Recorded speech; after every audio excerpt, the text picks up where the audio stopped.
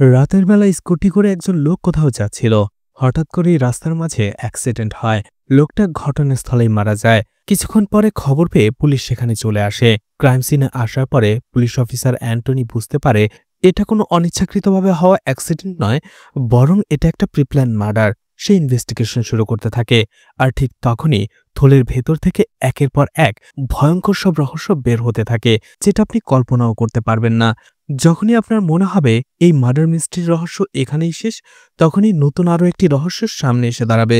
তো শেষ পর্যন্ত জর্জ অ্যান্টনি কিভাবে এই রহস্যের সমাধান করেছিল সেটাই দেখানো হবে আজকের গল্পে। আজ এক্সপ্লেন করতে যাচ্ছি ২০২৫ সালে মালায়ালাম ভাষায় মুক্তি পাওয়া অসাধারণ সাসপেন্স থ্রিলার ওয়েব সিরিজ কায়মোত্তম সিজন 1 পুরোটা। আর সিজন 1এই সব প্রশ্নের উত্তর পেয়ে যাবেন, তাই হতাশ হওয়ার কোনো দরকার নেই। তাই ধৈর্য ধরে পুরো ভিডিও দেখার অনুরোধ রইল। তো hi guys, welcome to my channel ফিল্মের গল্প। এমন নতুন আর অসাধারণ সব মুভি আর ওয়েব সিরিজের এক্সপ্লেনেশন বাংলায় দেখতে চাইলে চ্যানেলটিকে সাবস্ক্রাইব করে রাখতে পারেন। ওয়েব সিরিজের শুরুতেই দেখা যায় রাতের বেলা স্যামুয়েল ওমেন তার স্কুটি করে কোথাও যাচ্ছিল, আর বেশ কিছুক্ষণ ধরে একটা মিনি কার তাকে ফলো করে যাচ্ছিল। কিছুক্ষণ পরেই দেখা যায় সে মিনি কারটা স্যামুয়েলের স্কুটিকে ইচ্ছে করে ধাক্কা মারে।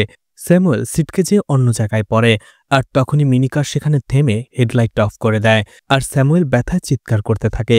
সিন কাট হয়ে যায়। কিছুক্ষণ পরেই ঘটনাস্থলে খবর পেয়ে পুলিশ চলে আসে, আর একটু পরেই পুলিশ অফিসার জর্জ অ্যান্টনিও সেখানে চলে আসে। অ্যান্টনি স্যামুয়েলের লাশটাকে ভালো করে দেখছিল, কারণ ততক্ষণে স্যামুয়েল ওমেন সেখানে মারা গেছে। স্যামুয়েলের লাশটা ভালো করে দেখে অ্যান্টনি। দেখা যায় স্যামুয়েলের মাথার পেছনে বেশ খানিকটা ক্ষত ছিল, এছাড়া তার গলার ভেতরেও একটা দাগ ছিল। এছাড়া স্কুটি এবং হেলমেটটাও দেখতে পায়, যেটা স্যামুয়েলের ডেড বডি থেকে কিছুটা দূরে ছিল। তখনই পুলিশ অফিসার অ্যান্টনি দাসকে বলে এটা কোনো অনিচ্ছাকৃতভাবে করা অ্যাক্সিডেন্ট নয়, বরং এটা একটা প্রিপ্ল্যান মার্ডার। ডেড বডিটা স্কুটি থেকে 10 থেকে 12 ফিট দূরে যেয়ে পড়েছে। নর্মালি অ্যাক্সিডেন্ট হলে এতটা দূরে যাওয়ার কথা নয়, আর অ্যাক্সিডেন্টের কারণে স্কুটিটা রোড থেকে এখান পর্যন্ত আসার একটা চিহ্ন রয়েছে, কিন্তু এখান থেকে স্যামুয়েলের বডিটা ওই পর্যন্ত যাওয়ার ওই ধরনের কোনো চিহ্নই মাটিতে পাওয়া যায়নি। অ্যান্টনি বলে ভিকটিমের মাথায় আঘাত পেয়েছে, অথচ হেলমেটের কিছুই হয়নি, আর হেলমেটটা স্কুটির পাশেই পড়েছিল। দাস বলতে থাকে এমন তো হতে পারে অ্যাক্সিডেন্টের সময় ভিকটিমের মাথা থেকে হেলমেটটা পড়ে গিয়েছিল, আর হেলমেট খুলে যাওয়ার পরেই সে মাথায় আঘাত পেয়েছে। অ্যান্টনি বলে না, এমনটা হয়নি। হেলমেটটা অ্যাক্সিডেন্টের সময় খুলে গেলে এখানে এভাবে থাকতো না, নিশ্চয়ই ছিটকে যেয়ে অন্য কোথাও পড়তো। আমার মনে হয় কালপিট ভিকটিমকে মারার আগে তার মাথা থেকে হেলমেটটি খুলে নিয়েছে ইচ্ছে করে, আর এর মানে হচ্ছে কালপ্রিট নিজেই তার সাথে কোনো একটা অস্ত্র নিয়ে এসেছিল, যাতে করে ভিকটিমের মাথায় সে আঘাত করতে পারে উদ্দেশ্য প্রণোদিতভাবে। এছাড়া ভিকটিমের গলায় একটা মার্কও রয়েছে, তার মানে নিশ্চয়ই ভিকটিমের গলা থেকে স্বর্ণের চেন ছিঁড়ে নিয়ে যাওয়া হয়েছে, হয়তোবা লুটপাটের জন্য করা হতে পারে এই খুনটা। অ্যান্টনি দাসকে জিজ্ঞেস করে ভিকটিমকে কি আইডেন্টিফাই করা হয়েছে। দাস বলে স্কুটির রেজিস্ট্রি নাম্বার থেকে আমরা জানতে পেরেছি ভিকটিমের নাম স্যামুয়েল ওমেন। সিন কাট হয়ে যায়। পরদিনই অ্যান্টনির কাছে চলে আসে দাস এবং স্যামুয়েলের ব্যাপারে বলতে থাকে যে স্যামুয়েল একজন বিজনেসম্যান এবং তার ভালোই টাকা পয়সা রয়েছে। এছাড়া তার ফ্যামিলি ব্যাকগ্রাউন্ডও ভালো। তার 2 ছেলে মেয়ে। ছেলেটা ইউকেতে রেস্টুরেন্টে বিজনেস করে, আর মেয়েটা এখানে থেকেই পড়াশোনা করে। স্যামুয়েলের একটা বদভ্যাস রয়েছে কার্ড খেলার, অর্থাৎ জুয়া খেলার। এছাড়া সে অনেক বেশি ড্রিঙ্কস করে। বর্তমানে স্যামুয়েলের অর্থনৈতিক সমস্যা রয়েছে। আসলে যখন সে রোটারি ক্লাবের একজন ফ্রেন্ডের সাথে রিয়েল এস্টেট বিজনেস শুরু করেছিল, সেখানে সে টাকা মার খেয়ে যায়, আর এরপরে থেকেই তার অর্থনৈতিক সমস্যা শুরু হয়। আর এরপরে থেকেই সে নিজেকে সবকিছু থেকে গুটিয়ে নেয়। সব ধরনের বিজনেস থেকে গুটিয়ে নিয়ে শুধুমাত্র জমি থেকে যে টাকাটা পায় সেটা দিয়ে এখন সে চলাফেরা করছে। আশেপাশের সবাই বলছিল স্যামুয়েল ওমেন এখন অনেকটাই ভালো হয়ে গেছে। অ্যান্টনি বলে তার মানে এই সময়টাতে অ্যান্টনির কোনো শত্রু থাকা তেমন কোনো পসিবিলিটি নেই, তাই তো? দাস বলে হ্যাঁ। দাস আরও বলে স্যামুয়েলের স্ত্রী তাকে বলেছে যে রাতে স্যামুয়েলের অ্যাক্সিডেন্ট হয়ে মারা যায়, সেই রাতে সে অ্যাডভোকেট জয়প্রকাশের সাথে দেখা করতে গিয়েছিল, যার বাড়ি ছিল নান্থ্রিকালে, আর ওই নান্থ্রিকালের রোডেই তার অ্যাক্সিডেন্টটা হয়। অ্যান্টনি এরপরেই চলে আসে পোস্টমর্টম ডক্টরের সাথে দেখা করতে। সেই ডক্টর বলে এটা টিবিআই, অর্থাৎ ট্রমাটিক ব্রেন ইনজুরি। মাথায় আঘাতের ফলেই স্যামুয়েলের মৃত্যু হয়েছে। এছাড়া ক্ষতটার গভীরতা দেখে বোঝা যায় ভারী কোনো রড বা ভারী কোনো বস্তু দিয়ে তার মাথায় আঘাত করে ফেলা হয়েছিল। যে কোনো আয়রন রড, আয়রনের লিভার অথবা আয়রনের হ্যামার দিয়ে তার মাথায় আঘাত করা হয়েছিল। আর হয়তোবা অ্যাক্সিডেন্টের সময় স্কুটি থেকে পড়ে যেয়ে তার পায়েও সে ব্যথা পেয়েছিল, যার ফলে পায়ের হাড়টাও ভেঙে গিয়েছিল। আর ওই সময়টাতে সে কখনোই নিজ পায়ে দাঁড়াতে পারেনি। এই চোটটা হয়তোবা আগেও লাগতে পারে। যাই হোক, বাকি ডিটেলসগুলো আমি আপনাকে মেল করে পাঠিয়ে দেব। সেখান থেকে আসার সময় পুলিশ অফিসার ইদিকুলা কল করে অ্যান্টনিকে। ইদিকুলা বলে, স্যার, আপনার কথা মতো আমি সব গ্যারেজে খোঁজ নিয়েছি, কিন্তু গতকাল রাতে ওই ধরনের হিট অ্যান্ড রান কেসের ড্যামেজ হওয়া কোনো গাড়ি বা কোনো কিছু সেখানে রিপেয়ার করার জন্য আসেনি। এছাড়া সিসিটিভি ফুটেজ কালেক্ট করতে যেও আমাদের বেগ পেতে হয়েছে, কারণ খুব কম জায়গায় সিসিটিভি ফুটেজ রয়েছে যেগুলো ঠিকঠাক এবং ক্লিয়ার। তার মধ্যে একটা হচ্ছে পেট্রোল পাম্প, কিন্তু সেখানকার ফুটেজেও আমরা তেমন বিশেষ কিছু পাইনি। অ্যান্টনি বলে, ঠিক আছে, যে সিসিটিভি ফুটেজগুলো পাওয়া গেছে সেগুলো নিয়ে তুমি স্টেশনে চলে আসো। এরপরেই অ্যান্টনি চলে আসে অ্যাডভোকেট জয়প্রকাশের সাথে দেখা করতে। অ্যাডভোকেট জয়প্রকাশকে জিজ্ঞেস করে সেই রাতে স্যামুয়েল আপনার সাথে কেন দেখা করতে এসেছিল। জয়প্রকাশ বলে, ছোট্ট একটা ঘটনা নিয়ে। আসলে স্যামুয়েলের মেয়ে একজন ছেলেকে ভালোবাসতো যে আলাদা কাস্টের, আর এটা কখনোই স্যামুয়েল মেনে নেবে না। কিন্তু 2 দিন আগেই স্যামুয়েলের সাথে তার মেয়ের ঝগড়া লাগে, আর স্যামুয়েলের মেয়ে তার মুখের উপরে বলে দেয় সে সেই ছেলেটাকে কোনোভাবেই ছাড়তে পারবে না, বিয়ে করতে হলে তাকেই করবে। এটা নিয়ে স্যামুয়েল এবং তার মেয়ের মধ্যে তুমুল লড়াই হয়। একটা সময় স্যামুয়েল সেই ছেলেটাকে ডাকে আর বলে তার মেয়ের জীবন থেকে সরে যেতে, না হয় সে তাকে খুন করে ফেলবে। আর এতে সে ছেলেও রেগে যায়। ছেলের বন্ধুবান্ধবরা এটা নিয়ে তোলপাড় সৃষ্টি করে, যার ফলে সেখানে প্রচণ্ড একটা ঝামেলা বেড়ে যায়। আর সেই এরিয়ার লোকজন এমনিতেই ভালো ছিল না, যার ফলে স্যামুয়েলের জীবনের একটা হুমকি চলে আসে। আর এই জন্যই স্যামুয়েল আমার কাছে এসেছিল এইসব কিছু নিয়ে কথা বলার জন্য। স্যামুয়েলের সাথে আমার সম্পর্কটা খুবই ভালো, আর এই জন্যই এই কেসটা নিতে আমি বাধ্য হয়েছিলাম। আসলে মেয়েটির বয়ফ্রেন্ড যে এরিয়াতে থাকে, অর্থাৎ 1 লাখ প্রজেক্ট এরিয়াতে, ওই এরিয়ার মানুষ তেমন ভালো না। অন্যদিকে স্যামুয়েল খুবই শান্ত ধরনের মানুষ, কিন্তু ওর পেছনে যদি কেউ লাগে ও তাকে ছেড়ে কথা বলবে না। আমার তো ওর মেয়েটির বয়ফ্রেন্ডকে সন্দেহ হচ্ছে এর পেছনে। এরপরে সেই ছেলে জলিকে থানায় ডাকা হয়। অ্যান্টনি তাকে জিজ্ঞাসাবাদ করে। জলি বলে, আসলে সেই দিন যখন স্যামুয়েল আমাকে এসে মারার হুমকি দিয়েছিল, আমার বন্ধু আমার পাশেই ছিল, বিলাস। বিলাসের মাথা আবার একটু গরম। এই কথা শুনে সে রেগে যায়, আর তখনই সেখানে ঝামেলাটা বাঁধে। যদিও আমি বিলাসকে সেখান থেকে নিয়ে যাই এবং পরে তাকে ধমক দিয়ে থামিয়ে দেই, কিন্তু এছাড়া আমি আর কি বা করতে পারতাম। আর স্যামুয়েল স্যারকেই বা আমি কি বলবো, কারণ সে হচ্ছে আমার প্রেমিকার বাবা। অ্যান্টনি জলির কথা তেমন বিশ্বাস করে না, তাকে থানার ভেতরেই বসিয়ে রাখে। এরপরেই তারা সেই পেট্রোল পাম্পের সিসিটিভি ফুটেজ দেখতে থাকে, যেখানে সেই দিক দিয়ে স্যামুয়েলের স্কুটি যাওয়ার কিছুক্ষণ পরেই হলুদ রঙের একটি মিনি কার দেখতে পায়। আর এতে অ্যান্টনির সন্দেহ হয়, কারণ সেই স্কুটি যাওয়ার অনেকক্ষণ পরেও হলুদ রঙের সেই মিনি কার ছাড়া সেই দিক দিয়ে আর কোনো গাড়ি যায়নি। সেখানে একজন মহিলা পুলিশ অফিসার এসে যখনই সে ফুটেজটা দেখে, সে বলে, স্যার, আজকে সকালে একটা হিট অ্যান্ড রান কেস এসেছিল আমার কাছে, সেখানেও ঠিক একই রঙের একটা মিনি ট্যাক্সির কথা বলা হয়েছে। আমার কাছে একটা পেনড্রাইভ রয়েছে, সেই লোকটা দিয়ে গেছে, আমি আপনাকে এখনই দেখাচ্ছি। পেনড্রাইভটা চালু করতে দেখা যায় সেখানে একটা ব্লগ ভিডিও ছিল, যেটার ভিতরে একটা ছেলে তার গার্লফ্রেন্ড ড্রাইভিং শেখার পরে প্রথমবার গাড়ি চালানো নিয়ে ব্লগ ভিডিও বানিয়েছিল, আর সেখানে তারা দুইজন মজা করছিল। মেয়েটি যখনই গাড়ি স্টার্ট দেবে তখনই সেই হলুদ রঙের মিনি ট্যাক্সিটা পাশ দিয়ে গাড়িটাকে একটা বাড়ি দিয়ে চলে যায়। এতে করে মেয়েটি ভয় পেয়ে যায়, আর ছেলেটি সেই হলুদ রঙের মিনি ট্যাক্সির নাম্বার প্লেটের ভিডিও করে রাখে। আর সেই নাম্বার থেকে আরটিও অফিস থেকে তারা ঠিকানা বের করে ফেলে। হলুদ রঙের মিনি ট্যাক্সির গাড়ির মালিকের নাম ছিল সাজি। যখনই সাজির নাম শুনে ইদিকুলা বলে, স্যার, আমি এই সাজিকে চিনি। আসলে ও একটু উল্টাপাল্টা কাজ করে, আর ও 1 লাখ প্রজেক্ট বিল্ডিং এরিয়াতেই থাকে। তখনই অ্যান্টনির সন্দেহ হয়, কারণ এই জলিও সেই এরিয়াতেই থাকে। জলিকে ডাকা হয় এবং জিজ্ঞেস করে সে সাজিকে চেনে কিনা। জলি বলে, হ্যাঁ, আমি চিনি। ঠিক তখনই অ্যান্টনি দাসকে বলে সাজিকে কাস্টডিতে নেয়ার জন্য। সিন কাট হয়ে যায়। দাস অ্যান্টনিকে কল করে আর বলে, স্যার, সাজি মিসিং, ওর মোবাইলেও ওকে পাওয়া যাচ্ছে না। অ্যান্টনি বলে, ঠিক আছে, আগে আমাদের খুঁজে বের করতে হবে সাজি এর মধ্যে কিভাবে ইনভলভ হলো। অ্যান্টনি তার টিমকে নিয়ে সাজির খুঁজে যাচ্ছিল। তখনই সে জিজ্ঞেস করে স্যামুয়েলের গলা থেকে যে স্বর্ণের চেনটি মিসিং ছিল সেটার ব্যাপারে ইনভেস্টিগেশন করে কি পেলে। ইদিকুলা বলে, আমরা সব ব্যাংক, ফিনান্সিয়াল ইনস্টিটিউশন, এছাড়া জুয়েলারির দোকান এবং যেখানে গয়না বন্ধক রাখা হয় এই ধরনের সব জায়গায় খোঁজ নিয়েছি। সেই স্বর্ণের চেনটা কোথাও বিক্রি করা হয়নি। দাস বলে, সবাই জানে সাজি অটো স্ট্যান্ড থেকে সেই মিনি ট্যাক্সিটা চালিয়েই তার অর্থ উপার্জন করে, কিন্তু যদি কোনো কাজ পায় আর সেখান থেকে সে টাকা পায়, দ্বিতীয়বার না ভেবে সে কাজে সে রাজি হয়ে যায়। এই সাজি একজন পাক্কা ক্রিমিনাল, কারণ সে জানে কিভাবে ক্রাইম করতে হয় এবং সেটা থেকে বেরিয়ে আসতে হয়। এরপরে অ্যান্থনি চলে আসে সাজির বাড়িতে। সাজির বাড়িতে তার স্ত্রী ছিল। তাকে জিজ্ঞেস করা হয় অ্যান্থনি কোথায় এবং তার ফোন বন্ধ কেন। তার স্ত্রী বলে সে বাসা থেকে বের হয়ে যায় আর এরপর সারাদিন ট্যাক্সি চালায়, এজন্য সে তার ফোন অনেক সময় ব্যবহার করে না, আমাকেও তেমন কল করে না। এরপরেই একজন কনস্টেবল বলে, সাজি তোমাকে যে চেনটা দিয়েছে সেটা কোথায়? তার স্ত্রী অবাক হয়ে বলে, আমাকে কখন চেন দিল? অ্যান্টনি বলে, গতকালকে। সাজির স্ত্রী বলে, গতকাল সকালেই সে বাসা থেকে বের হয়ে গেছে, এরপরে আর বাসায় আসেনি। অ্যান্টনি তাকে জিজ্ঞেস করে, এরপরে আপনি আর সাজিকে কল করেননি? সাজির স্ত্রী বলে, হ্যাঁ, গতকালকে বিকেলের দিকে আমি তাকে কল করেছিলাম লাঞ্চ খেতে আসার জন্য, কিন্তু সাজি আমাকে বলেছিল সে বিরিয়ানি খেয়ে নিয়েছে আর সে এখন ব্যস্ত রয়েছে। এরপরে সে ফোনটা কেটে দেয়। অ্যান্থনি জিজ্ঞেস করে, ওই সময়টাতে সে কোথায় ছিল? সার্জির স্ত্রী বলে, সেটা বলতে পারবো না, সে আমাকে বলেনি, কিন্তু তার আশেপাশের চিৎকার চেঁচামেচি শুনে বোঝা যাচ্ছিল সে হয়তো কোনো সিনেমা হলে ছিল। অ্যান্থনি সেই মহিলাকে জিজ্ঞেস করে সাজি মহিলাদের সাথে বা মেয়েদের সাথে কেমন। সাজির স্ত্রী হেসে বলে সে মেয়ে বা মহিলাদের সাথে খুবই ভদ্র ব্যবহার করে। সেখান থেকে এসে তারা অটো স্ট্যান্ডে দাস সাজির ব্যাপারে জিজ্ঞাসাবাদ করে। এরপরে সেখান থেকে আসার পরে দাস অ্যান্থনিকে বলে, অটো স্ট্যান্ড থেকে শোনা যায় বর্তমানে সাজির সাথে কুঞ্জুমল নামের একজন মহিলার বেশ ভালো সম্পর্ক রয়েছে। সবাই বলাবলি করছিল তারা পরকীয়ায় আসক্ত। এরপরেই তারা সেই কুঞ্জুমলের বাড়িতে চলে আসে।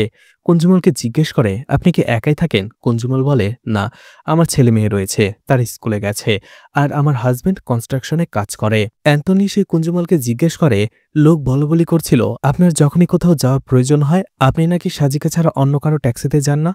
কুঞ্জুমল বলে, মানুষ এগুলো এমনিতেই বলে, আসলে কয়েকবার আমি সাজির ট্যাক্সিতে গিয়েছিলাম, এই জন্য তারা কথা রটায়। বাকি পুলিশ অফিসাররা কুঞ্জুমলকে আরও প্রশ্ন করতে থাকে। এছাড়া সাজি এবং কুঞ্জুমলের মধ্যে যে পরকীয়ার সম্পর্ক রয়েছে সেটার বিষয়ে জিজ্ঞাসাবাদ করে, কিন্তু সে সরাসরি না করে দেয়। আর এদিকে অ্যান্থনি কুঞ্জুমলের বাসাটা ভালো করে দেখে। সেখানে সে একটি মোবাইলের বক্স এবং আরও একটি বাটন ফোন পায়। এরপরেই অ্যান্থনি কুঞ্জুমলকে জিজ্ঞেস করে যে সাজি এখানে কবে এসেছিল। কুঞ্জুমল বলে, অনেক আগে। এরপরে সে তাকে জিজ্ঞেস করে, এই বাটন ফোনটা কার? আপনার, তাই তো? কুঞ্জুমল বলে, হ্যাঁ। তাহলে বলে, এই নতুন ফোনটা কার? কুঞ্জুমল বলে, এটা আমি কিনেছি। অ্যান্থনি জিজ্ঞেস করে, কবে কিনেছ? কুঞ্জুমল বলে, গতকালকেই। অ্যান্থনি হেসে বলে, তুমি একটু আগেই বললে তোমাদের অর্থনৈতিক সমস্যা চলছে, আর এর মাঝে তুমি এত টাকা দিয়ে টাচফোন কিনলে? কুঞ্জুমল বলে, এটা আমি সেভিংসের টাকা দিয়ে কিনেছি। এরপরে অ্যান্থনি সেখানে একটা রিসিপ্ট দেখে। এরপরে সে কুঞ্জুমলকে জিজ্ঞেস করে যে সাজি তোমাকে স্বর্ণের চেনটা কবে দিয়েছে? কুঞ্জুমল অবাক হয়ে যায়, কিসের স্বর্ণের চেন? তখন অ্যান্থনি বলে, সাজি যেটা তোমাকে দিয়েছে গতকালকে, আর তুমি যেটা বিক্রি করে এই মোবাইলটা কিনেছ। কুঞ্জুমল আসলে মোবাইলের দোকানে সেই স্বর্ণের চেনটা বিক্রি করে মোবাইল কিনে এনেছে, যার ফলে পুলিশ সেটার হদিস পায়নি। এরপরে কুঞ্জুমল স্বীকার করতে বাধ্য হয় যে গতকালকে সাজি তার কাছে এসেছিল এবং তারা যখন ঘনিষ্ঠ হয়েছিল, ঘনিষ্ঠ হওয়ার পরে সাজি সেখান থেকে যাওয়ার আগে তাকে এই স্বর্ণের চেনটি দিয়ে গিয়েছিল এবং তাকে নিষেধ করেছিল এই স্বর্ণের চেনটি কোথাও বিক্রি বা বন্ধক রাখতে না। এরপরেই অ্যান্থনি তার টিমকে নিয়ে চলে আসে স্যামুয়েলের বাড়িতে। তার স্ত্রী সেই চেনটা দেখে চিনে ফেলে আর বলে, হ্যাঁ, এটাই স্যামুয়েলের চেন। অ্যান্থনি তাকে জিজ্ঞেস করে, ফিনারেল কখন হবে? স্যামুয়েলের স্ত্রী বলে, কালকে পরদিনই। আসলে আমার ছেলে ইউকেতে রয়েছে, আমার ছেলে ইভেন ইউকে থেকে আসার পরেই ফিনারেল শুরু হবে। অ্যান্থনি তাদের বলতে থাকে, আপনারা নিশ্চয়ই জানেন এটা কোনো অনিচ্ছাকৃতভাবে দুর্ঘটনা নয়, এটা একটা প্রিপ্ল্যান মার্ডার। তখনই স্যামুয়েলের মেয়ে এস্থার বলতে থাকে, হ্যাঁ স্যার, বুঝতে পেরেছি আমরা, কিন্তু আমি বুঝতে পারছি না আমার বাবার প্রতি কার এত রাগ থাকবে যে তাকে খুন করার জন্য এমন একটা প্ল্যান করবে। আমি চাই আপনি খুনিকে ধরে ফেলুন। আরও একটা কথা, আমার বয়ফ্রেন্ড জলি এতে কোনোভাবেই ইনভলভ নয়। অ্যান্থনি বলে, সে কি করেছে না করেছে সেটা খুঁজে বের করার দায়িত্ব আমাদের, আর আমরা অবশ্যই আসল অপরাধীকে খুঁজে বের করব। অ্যান্থনি এরপরে এস্থারকে জিজ্ঞেস করে, যেদিন তোমার বাবার খুন হয়েছে সেদিন রাত 9:27 তুমি তোমার বাবাকে কল করেছিলে এবং 1 মিনিট 13 সেকেন্ডের একটা কনভারসেশন হয়েছে। তুমি কেন কল করেছিলে তোমার বাবাকে? এস্থার বলে, আসলে স্যার ওই সময় আমার ফোনটা আমার কাছে ছিল না, বাবা আমার ফোনটা তার সাথে নিয়ে গিয়েছিল। স্যামুয়েলের স্ত্রী বলে, এস্থার সত্যি বলছে। এস্থার যাতে সেই ছেলেটির সাথে কথা বলতে না পারে এই জন্য স্যামুয়েল জোর করে তার মোবাইলটি তার কাছ থেকে নিয়ে নিয়েছিল। এস্থার বলে, বাবার যেসব জিনিসপত্র আমাদের ফেরত দেওয়া হয়েছে সেটার ভেতরে আমি আমার মোবাইলটা খুঁজে পাইনি, আমার মোবাইলটা মিসিং। থানায় আসার পরে দাস অ্যান্থনিকে বলে এস্থার সত্যি বলছে। যে রাতে স্যামুয়েলের খুন হয় ওই রাতে এস্থারের মোবাইলটা স্যামুয়েলের ক্রাইম সিনের টাওয়ারের লোকেশনেই ছিল।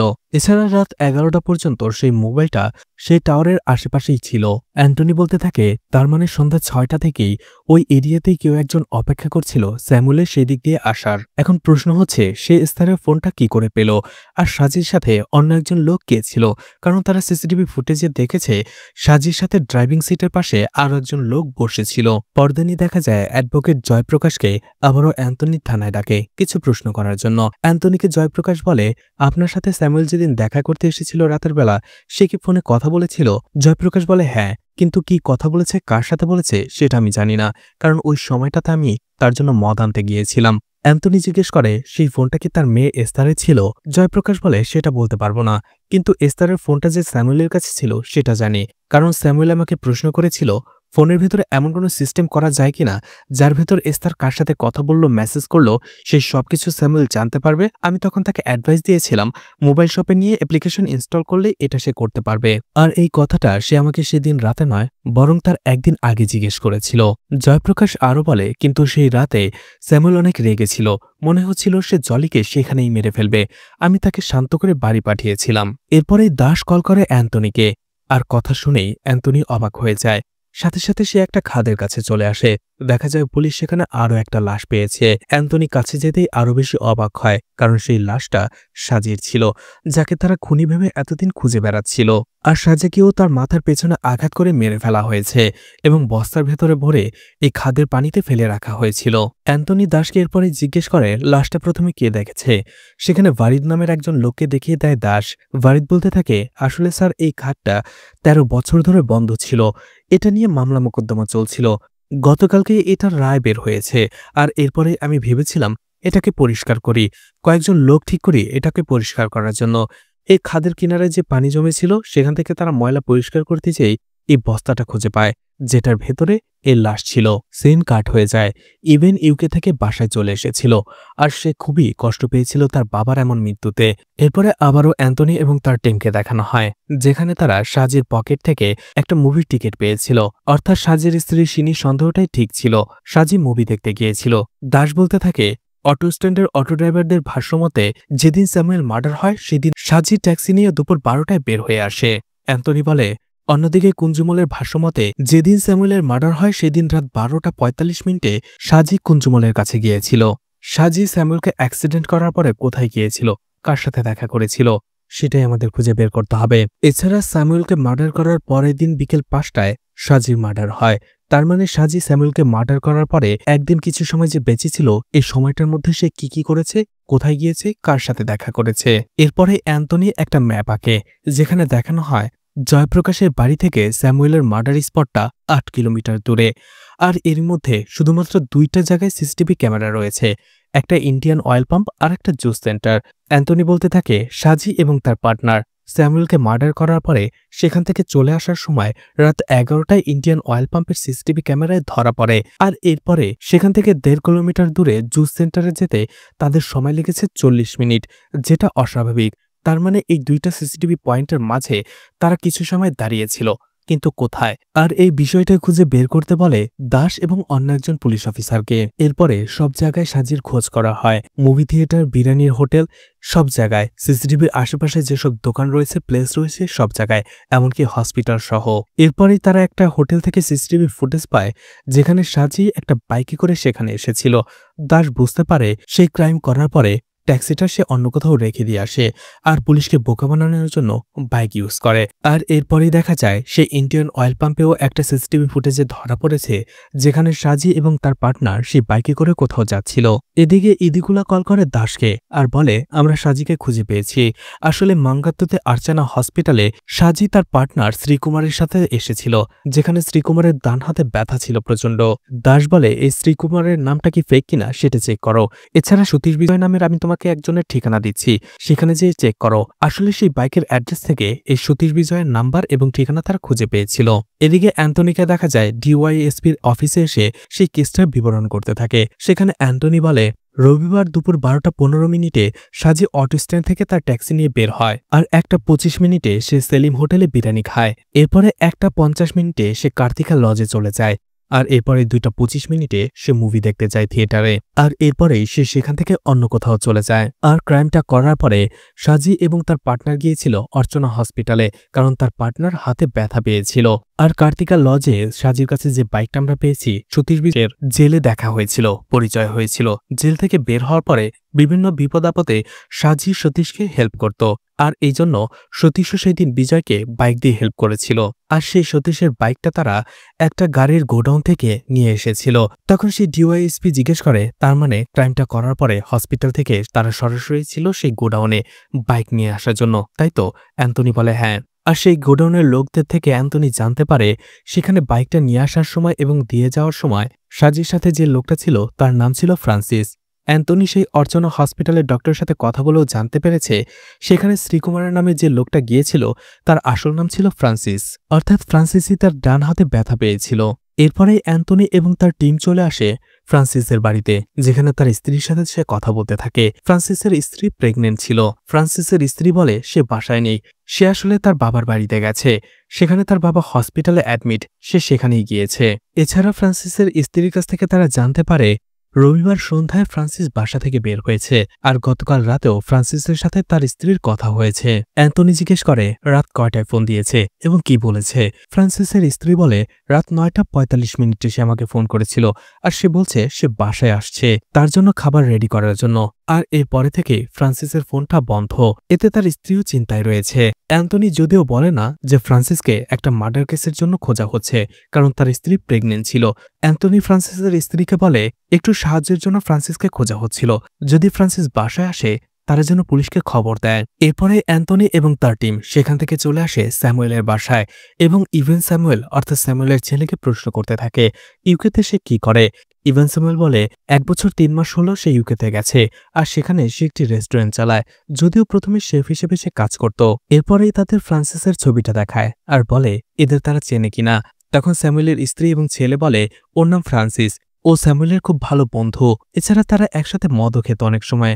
স্যামুয়েলের এখান থেকে 1.5 কিলোমিটার দূরে একটা রাবার বাগান রয়েছে, সেখানে মাঝে মধ্যেই ফ্রান্সিস যাওয়া আসা করত। স্যামুয়েলের স্ত্রী ফ্রান্সিস এবং তার স্ত্রীর ব্যাপারে আরও কিছু বলতে থাকে। আসলে তারা পালিয়ে বিয়ে করেছিল, আর এখানে তারা 12 বছর পরে এসেছে। এখন তারা একটা নতুন ভাড়া বাড়িতে থাকে। তারা একটা বাড়ির কাজ ধরেছে লোন নিয়ে, কিন্তু সেটা এখনও কমপ্লিট হয়নি। অ্যান্টনি জিজ্ঞেস করে ফ্রান্সিস কি স্যামুয়েলের ফিনারেলে এসেছিল। স্যামুয়েলের স্ত্রী বলে না, তার বাবা অসুস্থ ছিল, হসপিটালে অ্যাডমিট, সে সেখানেই গিয়েছিল। ফিনারেলের 2 দিন আগে সে আমাকে কল করেছিল। অ্যান্টনি জিজ্ঞেস করে এরপরে ফ্রান্সিস কি আর কল করেছিল। স্যামুয়েলের স্ত্রী বলে না, এরপরে সে আর আমাকে কল করেনি। সেখান থেকে আসার সময় এস্তার অ্যান্টনিকে রিকোয়েস্ট করে তার মোবাইলটা খুঁজে বের করার জন্য। আসলে তার মোবাইলে তার এবং জলির কিছু প্রাইভেট ফটো ছিল, সেটা জানাজানি হলে তার মান সম্মান থাকবে না। অ্যান্টনি বলে ঠিক আছে, বিষয়টা আমি দেখব। এরপরে অ্যান্টনি ইভেনের সাথে কথা বলে। অ্যান্টনি তাকে জিজ্ঞেস করে এই ফ্রান্সিস কেমন লোক ছিল। ইভেন বলে সে ভালোই লোক ছিল, সহজ সরল লোক, আমার বাবা সব অপকর্মে তাকে সামিল করত। আসলে সত্যি বলতে আমার বাবা তেমন ভালো মানুষ ছিল না। সেখান থেকে আসার সময় অ্যান্টনি স্যামুয়েলের স্ত্রী ইভেন এবং ফ্রান্সিসের স্ত্রীর কথাগুলো মনে করতে থাকে। সেই সবকিছু দেখে মনে হচ্ছিল যে ফ্রান্সিসের সাথে নিশ্চয়ই কোনো দুর্ঘটনা ঘটেছে, না হলে যে লোকটা তার স্ত্রীকে ফোন দিয়ে বলছে যে আমি বাসায় আসছি, খাবার রান্না করো, ঠিক এরপরেই সে মিসিং হয়ে গেল কি করে। এদিকে ইভেনও বলেছে ফ্রান্সিস সহজ সরল মানুষ ছিল, তার বাবাই তেমন ভালো মানুষ ছিল না। তখনই স্যামুয়েলের স্ত্রী ম্যারিকুট্টি অ্যান্টনিকে কল করে আর বলে আপনাকে একটা কথা বলতে ভুলে গিয়েছিলাম। গতকাল সন্ধ্যায় যখন স্যামুয়েলের ফিনারেল শেষ করে আমরা বসেছিলাম, তখনই কোঅপারেটিভ ব্যাংক থেকে কয়েকজন লোক আসে আর বলে সেই কোঅপারেটিভ ব্যাংকে আমাদের একটা লোন রয়েছে যেটা আমরা পরিশোধ করিনি, সেটারই হিয়ারিং এই মঙ্গলবারে। কিন্তু আমি বা স্যামুয়েল কেউ ওই ব্যাংক থেকে কোনো লোন নিইনি। এছাড়া স্যামুয়েল ওই ধরনের লোক ছিল না যে আমাদের না বলে এমন লোন উঠাবে, এমনকি জীবনে কখনো সে লোনই উঠায়নি। আর এই লোনের পরিমাণ ছিল 21 লাখ টাকা। আমি নিশ্চিত এই বিষয়ে তারা আমাদেরকে ফাঁসাচ্ছে। আপনি চাইলে আমি থানায় যেয়ে কমপ্লেন করতে পারি, আপনি এই বিষয়টা একটু দেখবেন।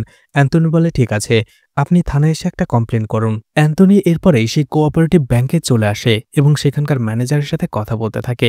সেখানকার ম্যানেজার বলে এখানে কোনো কনফিউশন বা ভুলের কোনো কিছুই নেই। আপনি তো জানেন একটা লোন দেওয়ার সময় আমরা কত কিছু ভেরিফাইড করি, সেখানে আধার কার্ড, প্যান কার্ড, সিগনেচার সব কিছু লাগে। তো এত কিছু হওয়ার পরে যখন একটা লোন ভেরিফাইড করা হয়, সেখানে নিশ্চয়ই কোনো ভুল থাকার কথা নয়।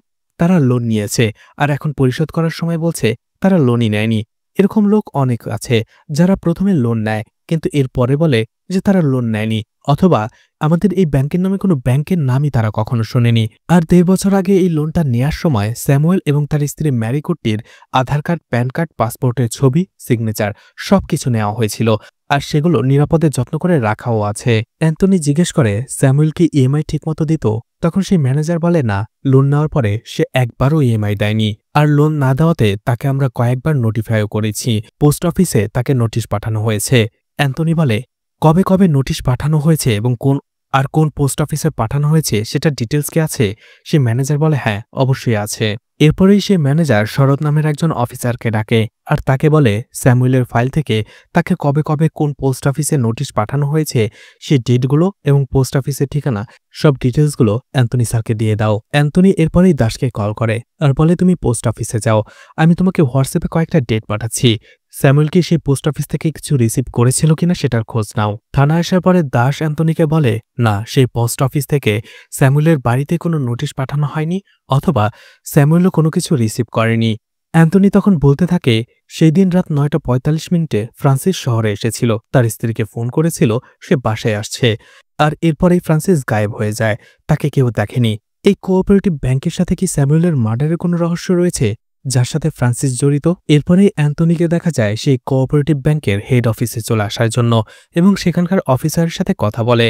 সেখানকার অফিসার বলে আপনি যেটা বলেছেন সেটা কোনোভাবেই হতে পারে না, কারণ আমাদের এখন এমন ধরনের সফটওয়্যার রয়েছে যেখানে কেরালার সব ব্রাঞ্চের অফিসগুলো একসাথে জয়েন হয়ে রয়েছে এবং সেখানে স্ট্রং ল এবং সিকিউরিটি রয়েছে, যার ফলে ভেতরে কোনো ক্রাইম করা পসিবলই নয়। এছাড়া মিস্টেক করা তো দূরের কথা।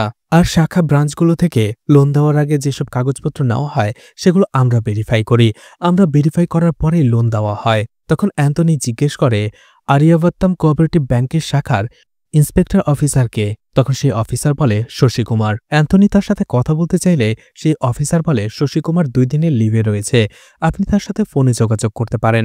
এরপরে অ্যান্টনি একটি কফি শপে সেই শশী কুমারের সাথে দেখা করে। সেই শশী কুমার বলে লোন নেওয়ার পর থেকে স্যামুয়েলকে আমরা 2 থেকে 3 বার নোটিশ পাঠিয়েছি ইএমআই দেওয়ার জন্য, সেখান থেকে যেহেতু কোনো রেসপন্স পাইনি তাই এটা ঋণ খেলাপির একটা কেস হয়ে গেছে। এরপরে বিষ্ণুরাজ নামের আমাদের একজন অ্যাসিস্ট্যান্ট অফিসার আরও কিছু অফিসারকে নিয়ে স্যামুয়েলের বাসায় যায়। তার স্ত্রীর সাথে যখন কথা বলে তার স্ত্রী একেবারে অস্বীকার করে যে তারা এই লোনটা নেয়নি। আর তখনই দাস অ্যান্টনিকে কল করে জানায় যে এস্তারের মোবাইলটা তারা লোকাল একটা মোবাইল শপ থেকে উদ্ধার করেছে। অ্যান্টনি বলে তাকে থানায় নিয়ে আসার জন্য। অ্যান্টনি এরপরে সেই লোকটার সাথে কথা বলতে থাকে। মোবাইলের দোকানে সেই লোকটা বলে ফ্রান্সিস আমার দোকানে তখনই এসেছিল যখন আমরা রাতের বেলা দোকানটা বন্ধ করে ফেলবো, আর তখন ফোনটাও বন্ধ ছিল।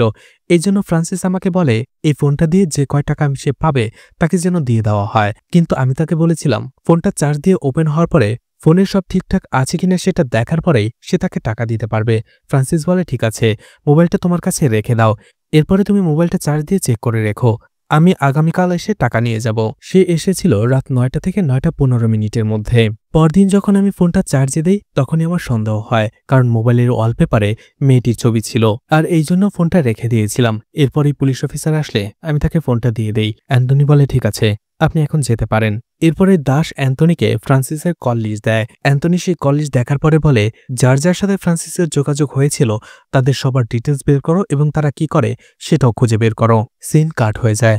দাস একটা টিম নিয়ে চলে আসে সেই কোঅপারেটিভ ব্যাংকে এবং শরতের সাথে কথা বলতে থাকে। যারা ইএমআই না দেয় তাদের যে নোটিশ পাঠানো হয় সেটা কে পাঠায়? শরৎ বলে ভেনু নামের একজন অফিসার। দাস বলে এমন কি কোনো চান্স আছে যে ভেনু সেই নোটিশটা না পাঠালো অথবা সেটা নষ্ট করে ফেলল? শরৎ বলে না, এমন কোনো চান্স নেই, এটা যদি সে করে তাহলে তার চাকরি চলে যাবে। আর এরপরে শরৎকে জোর করে থানায় উঠিয়ে নিয়ে আসা হয়। অ্যান্টনি সেখানে চলে আসে শরৎকে ইন্টারোগেশন করার জন্য, আর শুরুতেই বলে তুমি যদি আমাকে সব সত্যি বলো তাহলে বেঁচে যাবে, আর নয়তোবা তোমার অবস্থা খারাপ হয়ে যাবে। শরৎ বলে আমি কিছুই করিনি। তখনই তাকে একটা চর মেরে বসে অ্যান্টনি। এরপরেই দেখা যায় ফ্রান্সিসের সাথে আসলে শরতের যোগাযোগ ছিল, আর খুব ভালো যোগাযোগ ছিল।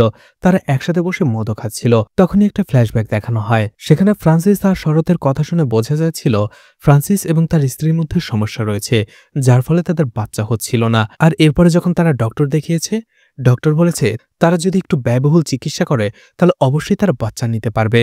আর ফ্রান্সিস চাইছিল বাচ্চা নেয়ার জন্য, আর এই জন্য সে শরৎকে বলছিল তার ব্যাংক থেকে ফ্রান্সিসকে একটা লোন দেওয়ার জন্য।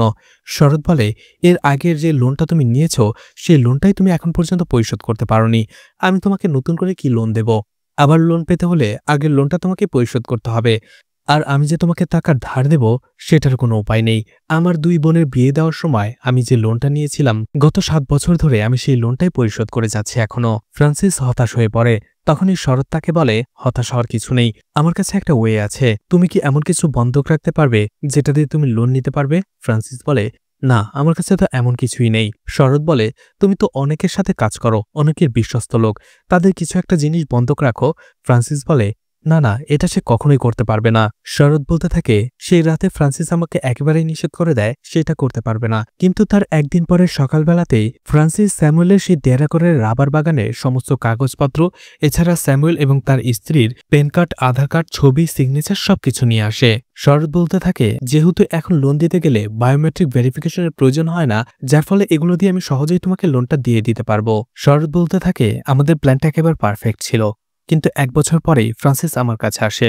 আর ফ্রান্সিস খুবই ভয় ছিল। ফ্রান্সিস বলছিল স্যামুয়েলের হয়তোবা সন্দেহ হচ্ছে, কারণ সে বলছিল তার জমি জমার কাগজপত্র সে যেভাবে রেখেছিল সেটা ঠিকঠাক জায়গায় নেই, আর সেখানে সে রাবার স্টেটের কাগজপত্র সে সব জায়গায় খুঁজে বেড়াচ্ছে। আমার স্যামুয়েলকে অনেক ভয় করে, ও একটা না একটা সময় জেনেই যাবে যে আমরা ওর কাগজপত্র দিয়ে লোন নিয়েছি, এরপরে কি হবে?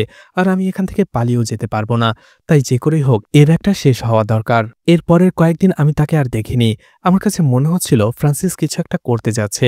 শরৎ বলতে থাকে, এরপরে যখন স্যামুয়েলের মৃত্যুর খবরটা আমি পেলাম, আমি ফ্রান্সিসকে কল করেছিলাম, কিন্তু তার ফোন বন্ধ ছিল। আর এরপরে হঠাৎ করেই ফ্রান্সিস আমাকে কল করে আর গোডাউনে রাতের বেলা আমাকে দেখা করতে বলে।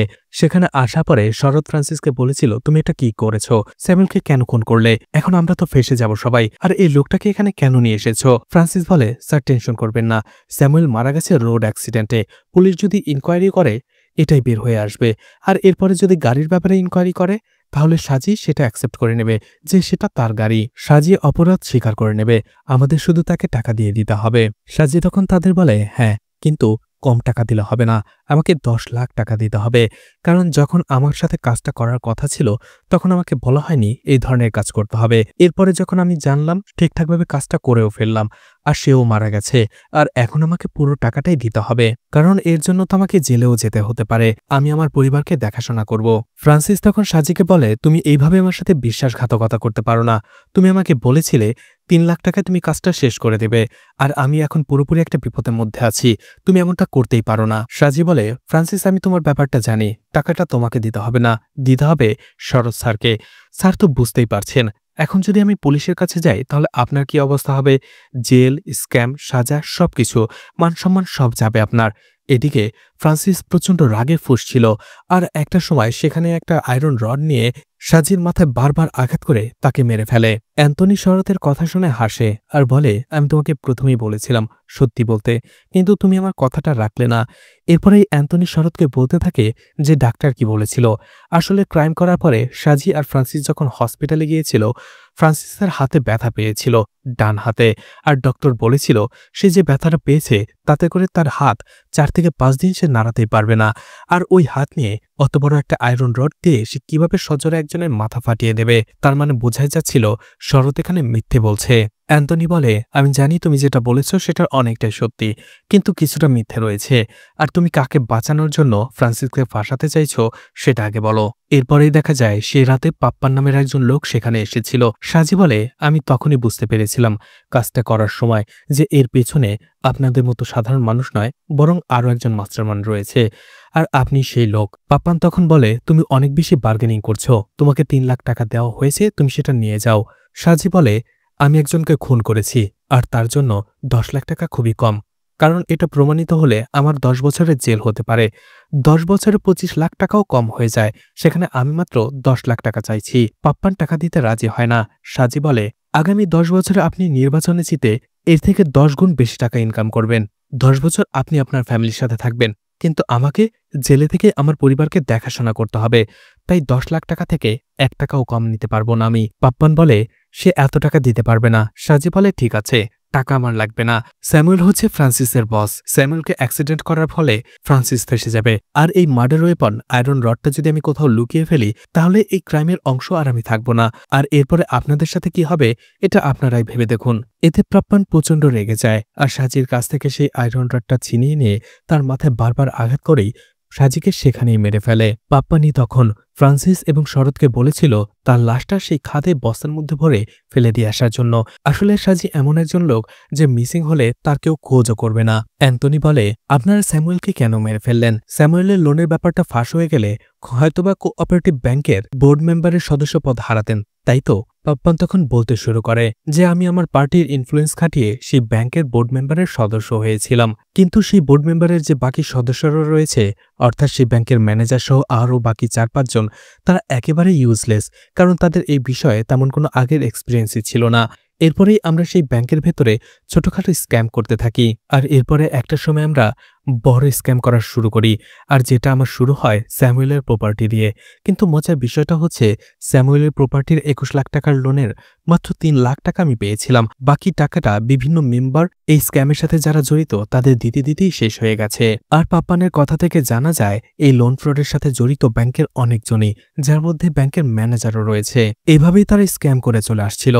পাপ্পান বলে, কিন্তু একটা সময় আমাদের মনে হলো আমরা যাদের নিয়ে কাজ করি তাদের মধ্যে কেউ একজন যদি মুখ খুলে ফেলে তাহলে এই পুরো স্ক্যামটাই সামনে চলে আসবে, যার ফলে আমি আমার পার্টি থেকে ফায়ার হয়ে যাব, বোর্ড মেম্বার হারাবো, সবকিছু হারাবো।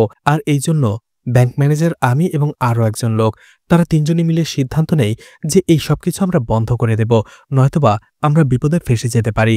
যদিও আমি এবং অন্য একজন লোক এতে রাজি হচ্ছিলাম না, কিন্তু ব্যাংক ম্যানেজার আমাদের বোঝায় যে ইতোমধ্যে আমরা অনেক বড় বড় লোন অ্যামাউন্ট ফ্রড করে ফেলেছি, আর এটা যদি সেই সব প্রপার্টির মালিকেরা জানতে পারে তাহলে আমরা সবাই জেলে যাব। এজন্য এটা এখনই বন্ধ করা উচিত। সবকিছু শোনার পরে অ্যান্টনি বলে, কিন্তু একটা জিনিস আমার কিছুতেই মিলছে না, আমাকে একটু ক্লিয়ার করো। যেহেতু স্যামুয়েল সেই লোনটার ব্যাপারে জানতোই না, তাহলে স্যামুয়েলকে ফ্রান্সিস কেন খুন করলো? আর সেই খুনের টাকাই পাপ্পান কেন দেবে? পাপ্পান বলে, কে বলে স্যামুয়েল জানতো না? স্যামুয়েল এই লোনের ব্যাপারে জানতো, আর সেটা ইনকোয়ারি করার জন্য সে ব্যাংকেও গিয়েছিল। অ্যান্টনি বলে, এটা আপনাকে কে বলেছে? পাপ্পান বলে, ফ্রান্সিস আমাকে বলেছে, আর আমি শরৎকে কলও করেছিলাম ব্যাংকে। শরৎও নিশ্চিত করেছে যে স্যামুয়েল ব্যাংকে এসেছিল। অ্যান্টনি পাপ্পানকে জিজ্ঞেস করে, ফ্রান্সিস সেদিন এসে আপনাকে কি বলেছিল? পাপ্পান বলে, ফ্রান্সিস আসার পরেই বলতে থাকে, স্যার আমি তো একেবারে শেষ হয়ে গেছি। স্যামুয়েল এই লোনটার ব্যাপারে জেনে ফেলেছে, আর সে যদি জানে এর পেছনে আমি রয়েছি তাহলে সে আমাকে মেরেই ফেলবে। আমি আমার বাচ্চা আসার আগে মরতে চাই না, আর আমার বাচ্চা জন্ম হওয়ার আগে এই সবকিছু আমি শেষ করতে চাই। স্যামুয়েল সরাসরি শরতের সাথে ব্যাংকে যেয়ে কথা বলেছিল, আমি নিশ্চিত সে সবকিছু জেনে গেছে, আমরা তাকে কেন মেরে ফেলছি না? পাপ্পান তখন বলেছিল, স্যামুয়েল জীবিত থাকলে আমরা বিপদে পড়ে যাব, পার্টি জেনে গেলে আমাকে পার্টি থেকে বের করে দেবে, সবকিছু ফাঁস হয়ে যাবে, স্যামুয়েলের জীবিত থাকা যাবে না। অ্যান্টনির সন্দেহ হয়। এরপরে সে আবারও শরৎকে জিজ্ঞাসাবাদ করতে থাকে, বলে স্যামুয়েল যে ব্যাংকে এসে সেই লোনের ব্যাপারে জিজ্ঞাসাবাদ করেছে এই বিষয়টা শরৎ ছাড়া আর কেউ দেখেনি, আর কেউ জানে না। এটা কি করে হতে পারে? সেই ব্যাংকে এত এত অফিসার, এত এত মানুষ, তার মধ্যে শুধুমাত্র শরৎ জানে, সেটা কি করে? অ্যান্টনি শরৎকে বলতে থাকে, তুমি ফ্রান্সিসকে এত বড় একটা মিথ্যে কেন বলেছিলে? তুমি পাপ্পান এবং ফ্রান্সিসকে এই মিথ্যেটা বলে কন্ট্রোল করেছিলে কেন? শরৎ তখন বলতে থাকে, আসলে ফ্রান্সিস আমাদের জন্য বিপদ হয়ে দাঁড়িয়েছিল, আর ফ্রান্সিসের জন্য যদি এই ফ্রডটা সামনে চলে আসতো তাহলে পাপ্পান কি আমাকে ছেড়ে কথা বলতো? আর এই ডিলটা হয়েছিল আমার মাধ্যমেই, তাই আমি একেবারেই ফেসে গিয়েছিলাম। এখানে আমিই বা কি করতে পারতাম? তখন দাস জিজ্ঞেস করে, ফ্রান্সিস আপনাদের জন্য বিপদ কি করে হলো? ঘটনা ফ্ল্যাশব্যাকে চলে যায়। ফ্রান্সিস শরতের কাছে এসেছিল আর বলছিল সে ঠিক করেছে তার ছেলে আসার পরে থেকে আর কোনো খারাপ কাজ সে করবে না, আর যেসব খারাপ কাজ সে করেছে অর্থাৎ পাপ করেছে, চার্চের ফাদারকে যে সেও সবকিছু কনফিউশন করবে কনফিউশন বক্সে যে, আর তার মধ্যে তাদের এই লোন ফ্রডটাও থাকবে। এটা শুনে চমকে যায় শরৎ আর তাকে বোঝানোর চেষ্টা করে যে স্যামুয়েলও সেই চার্চেরই একজন মেম্বার, ফাদার নিশ্চয়ই তাকে বলে দেবে এটা জানার পরে। কিন্তু ফ্রান্সিস বারবারই বলছিল যে ফাদার কখনোই কনফেশন বক্সে যেটা শুনে সেটা কাউকেই বলবে না। শরৎ বুঝতে পেরেছিল যে ফ্রান্সিসের মাধ্যমে লোন ডিলটা ফাঁস হয়ে যাবে, আর এজন্যই সেই মিথ্যাটা বলে ফ্রান্সিস আর পাপ্পানকে দিয়েই স্যামুয়েলকে খুন করায়। সবকিছু শোনার পরে অ্যান্টনি আবারও হাসে আর বলে, কেন জানি তোমার এই কথাটা আমি বিশ্বাস করতে পারছি না যে শুধুমাত্র এই একটা কারণে তুমি এই সব কিছু করেছো। রিসেন্টলি তুমি পাসপোর্টের জন্য অ্যাপ্লাই করেছিলে, তাই তো? শরৎ বলে, হ্যাঁ। কেন, আমি কি পাসপোর্টের জন্য অ্যাপ্লাই করতে পারি না? অ্যান্টনি বলে, হ্যাঁ অবশ্যই পারো, কিন্তু এই 41 বছর বয়সে হঠাৎ করে তোমার পাসপোর্টের কেন প্রয়োজন হলো? আর তুমি ইউকেতেই কেন বা যাবে, যেখানে তোমার এখানেই ব্যাংকের চাকরি রয়েছে? অ্যান্টনি বলে, আমি তোমাকে বলছি, তুমি ইউকে থেকে চাকরির অফার পেয়েছিলে, আর আমি এটা গেস করছি না। আমরা তোমার সব কল রেকর্ড পেয়ে গেছি। আর তোমাকে ইউকে থেকে চাকরির অফার দিয়েছে ইভেন স্যামুয়েল। স্যামুয়েল ওমেনের একমাত্র ছেলে, তাই তো? তোমার সাথে ইভেনের কি সম্পর্ক? ইভেন কেন তার রেস্টুরেন্টে তোমাকে ম্যানেজারের চাকরি দিতে চায়? তোমাদের মধ্যে কি সম্পর্ক? আর ফ্রান্সিস কোথায়? সে কি এখনো জীবিত আছে নাকি মারা গেছে? শরৎ মুখ বুজে থাকলেও শুধু বলে সে কিছুই জানে না। বোঝাই যাচ্ছিল এই সবকিছু অর্থাৎ স্ক্যাম, মার্ডার, এই সবকিছুর সাথে স্যামুয়েলের ছেলে ইভেনও জড়িত। অ্যান্টনি পাপ্পানকেও জিজ্ঞেস করে ফ্রান্সিস কোথায়। পাপ্পান বলে সে জানে না ফ্রান্সিস কোথায়। এরপরে দাস একটা টিম নিয়ে চলে আসে স্যামুয়েলের বাড়িতে এবং জিজ্ঞেস করে যে আপনারা তো সেই লোন ফ্রডটা নিয়ে একটা কমপ্লেন দিতে চেয়েছিলেন, কেন দিলেন না? স্যামুয়েলের স্ত্রী ম্যারি কুট্টি বলে আমরা কমপ্লেনটা দিতেই চেয়েছিলাম, কিন্তু আমার ছেলে ইভেন বলে আগে আমরা নিজেরা এই কেসটা ইনভেস্টিগেশন করে নেই, দেখি এর মধ্যে কি হয়েছে, তারপরে পরে যে আমরা কমপ্লেন করব। তখন এস্তার বলে সেদিন রাতেই ইভেন রানিতে চলে যায় তার বন্ধুর বাড়িতে, আর সে বলেছিল সেখান থেকে এসেই তারা থানায় যেয়ে কমপ্লেন করবে। দাস জিজ্ঞেস করে আপনারা তো বলেছিলেন ফ্রান্সিসের সাথে আপনার কথা হয়েছে স্যামুয়েলের ফিউনারেল আগে, সে সময় কি ফ্রান্সিস আপনাদের বলেছিল যে সে কবে বাড়িতে ফিরবে? ম্যারিকুট্টি বলে হ্যাঁ বলেছিল, সে বলেছিল বৃহস্পতিবার রাতে সে ফিরে আসবে। অন্য একজন জিজ্ঞেস করে ইভেন এই বিষয়টা জানতো, ফ্রান্সিসের ফিরে আসার বিষয়টা? ম্যারিকুট্টি বলে হ্যাঁ, সেও শুনেছিল। দাস জিজ্ঞেস করে ইভেন রানিতে যাওয়ার পরে আপনাদের কল করেছিল? এস্তার বলে সে বলেছিল সেখানে যাওয়ার পরে সে ব্যস্ত থাকবে, সময় সুযোগ পেলে সেই আমাদের সাথে যোগাযোগ করবে। ম্যারিকুট্টি জিজ্ঞেস করে কেন স্যার, কিছু হয়েছে? দাস আবারও কথাটা এড়িয়ে যায়, বলে কিছুই হয়নি, আমরা শুধু ইভেনকে কিছু প্রশ্ন করতে চেয়েছিলাম, কিন্তু তার ফোনটা বন্ধ দেখেই তাকে খুঁজতে আসলাম, ও যদি আসে আমাদের সাথে যোগাযোগ করতে বলবেন। যাওয়ার আগে দাস আরও একটা প্রশ্ন জিজ্ঞেস করে সেই দিন রাতে ইভেন কয়টার সময় বের হয়েছিল, এছাড়া সে কিভাবে গিয়েছিল? এস্তার বলে রাত 8:30 বের হয়েছিল, আর আমাদের সুইফট কারটা সে নিয়ে গিয়েছিল। থানায় আসার পরে দাস অ্যান্টনিকে বলতে থাকে রাত 8:30 গাড়ি নিয়ে বের হয়ে যায় ইভেন রানিতে যাওয়ার জন্য, কিন্তু থিকুমবাগান জাংশনে তার গাড়িটা দেখা যায়নি, যেটা তার 10 মিনিট পরেই দেখা যাওয়ার কথা ছিল। কিন্তু সেই ইভেনের গাড়িটাই রাত 10:20 থিকুমবাগান জাংশনের সিসিটিভি ক্যামেরায় ধরা পড়ে। অ্যান্টনি বলে তার মানে রানিতে যাওয়ার উদ্দেশ্যে ইভেন বের হয়নি, আর যদি রানিতে যায়ও তার অন্য একটা উদ্দেশ্য ছিল, বন্ধুর বাসায় যায়নি। এছাড়া ইভেন জানতো সেই রাতেই ফ্রান্সিস শহরে আসবে। এছাড়া ফ্রান্সিস তার বাসায় যায় স্যামুয়েলের সেই রাবার বাগানের ভেতর দিয়েই, হয়তোবা ইভেন সেখান থেকে বের হয়ে ফ্রান্সিসের ওপরে নজর রাখছিল। আর তখনই দেখা যায় অ্যান্টনির ধারণাই সত্যি, ইভেন সেদিন রাতের বেলা সেই রাবার স্টেটে ফ্রান্সিসের জন্য অপেক্ষা করছিল। তখনই দাস বলে স্যার, এখানে আমি আরও একটা কানেকশন খুঁজে পাচ্ছি। দাস বলতে শুরু করে এখানে এই যে ট্রাকটা দেখা যাচ্ছে, যেটা জুস সেন্টারের সিসিটিভি ফুটেজে 10:26 দেখা গিয়েছিল, আর এরপরে ইন্ডিয়ান অয়েল পাম্পে 11:35 দেখা যায়, যেটা সেই জুস সেন্টার থেকে 1.5 কিলোমিটার দূরে। আর এই 1.5 কিলোমিটার মধ্যে দুইটা স্পট রয়েছে যেখানে এই গাড়িগুলো থামতে পারে, হয়তোবা এই ধরনের ট্রাক গোডাউনে থামে, নয়তোবা হসপিটালে, কিন্তু সেই হসপিটালটা হচ্ছে ইন্ডিয়ান পাম্প অয়েলের একটু পরে, আর গোডাউনটা হচ্ছে জুস সেন্টার ইন্ডিয়ান পাম্প অয়েলের একেবারে মাঝামাঝি। কিন্তু যাওয়ার সময় ইন্ডিয়ান অয়েল পাম্পে এই ট্রাকটা দেখা যায়নি, কিন্তু আসার সময় ঠিকই দেখা গেছে।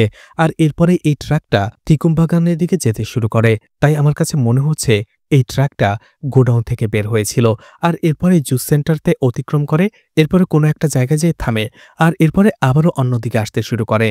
আমার মনে হচ্ছে এই ট্রাকের সাথে ইভেনেরও কোনো একটা সম্পর্ক রয়েছে, কারণ ইভেনের সুইফট কার 10:20 সেই জাংশন অর্থাৎ জুস সেন্টার পার হওয়ার পরপরই আর কোনো সিসিটিভি ফুটেজে দেখা যায়নি।